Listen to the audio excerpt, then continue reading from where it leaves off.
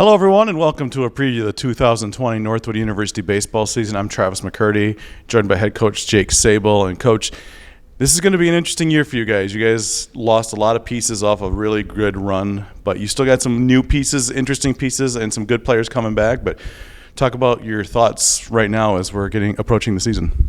Yeah, well, I'll tell you what. I think we're week 3, week 4 of practice, and it's going just about how you would envision it to go. The first week's going to have a ton of energy. Guys will be excited to be back at practice, working with coaches, getting kind of geared up for being competitive here in a few weeks. But now in week 3, week 4, you want those things to continue throughout that time, and to see things that you do at practice that you talk about on a daily basis keep getting better. So the progression has been really good. Our guys are getting excited and they're working pretty hard. So we got to keep pushing forward. We got a few more weeks left, but right now it's been just about as good as we could hope. You and I have talked that this is just going to be a different style across the board in terms of all of it, your offense, your defense, your pitching, your bullpen, everything. When you look at, let's go with your starting pitchers. You lost your 2 top guys from a year ago, but I know you're excited about you having more depth this season.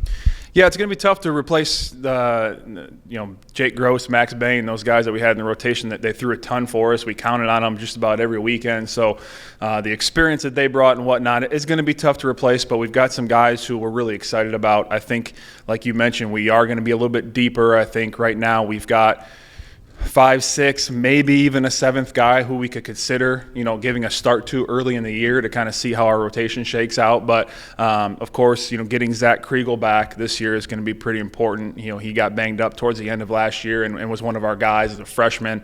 And then a guy like Logan Lee, who's really come on, pitched in the Northwoods League this summer, and his velocity has been really good. His command has gotten a lot better, and he's kind of learning how to pitch. So he might be a guy in that role. Then we've got a couple of new guys who've come in who we're going to give chances to early. A couple of transfers, Alan LeBove and Drew Schultz. Those guys are 2 that we're hopefully can pencil into the back end of a rotation and to give us some quality innings, some quality starts. And then a couple other guys like a Jake Carroll, who's a redshirt freshman type guy who, depending on how he does early on, could be a starter type. We're extending a few guys right now to see what we can do and what we can piece together for a rotation. But yeah, like we talked about, we're going to be a little bit deeper on. And then a couple of those guys who don't get a chance to start, it's going to make our bullpen a little bit deeper. There's no replacing a Lennon Guizdala and what he brought to the table, but we've got some guys and some pieces that we can do a little bit different things with there at the back end.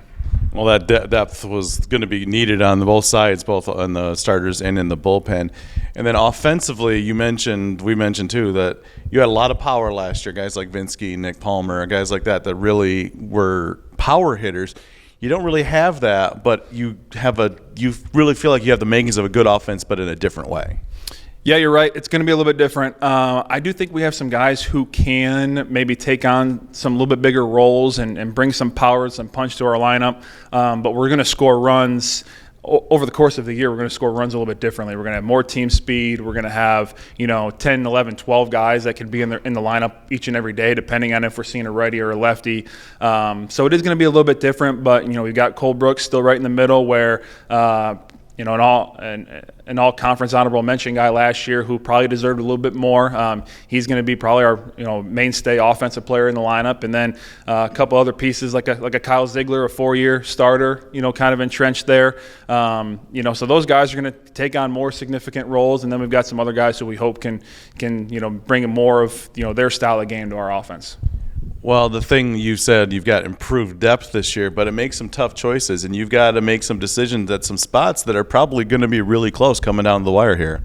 We do, and that's kind of where we're at right now. In practice, we make sure we try to chart just about everything that we do on a competitive side so that we give our guys some immediate feedback. And at the end of the day, when we're making those decisions, we can look back and say, okay, where are these guys at as far as, their approach at the plate, on the mound, strike percentage, how much weak contact they're getting versus hard contact. So we're allowing some of that data to help us in those decisions, but there also is the it factor, the feel factor. Can you do it when you get out there?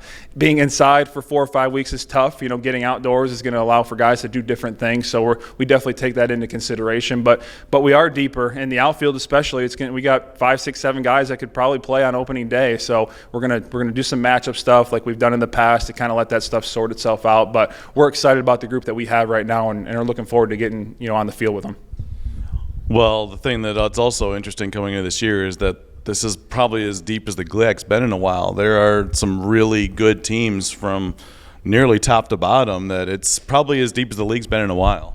Yeah, if you talk to coaches across the country in Division II baseball, I mean, we're one of the better leagues. The GLIAC is one of the better leagues, and it's obviously the conference is strong. And you look at our regional a year ago, quite a few teams from the GLVC and from our conference and the GMAC. That's our 3 conference regional. And at any year, especially now, if you look at our conference currently, could we sneak in 3 or 4 consistently? I think we could. I mean, from top to bottom, it's getting better, and it just makes those weekends tougher, and it makes every single day, every rep, every pitch a little bit more important. So we've got our work cut out for us, no doubt. I don't think I try to tell our guys that. We're building a program, and what we do each and every year is special, but this team hasn't accomplished anything yet. So if we're going to keep doing the things that we want to do and the expectations are set pretty high, then we have to make sure every day we come to practice or come to game day, we're excited to play, we're locked in, and we're ready to try to get the job done.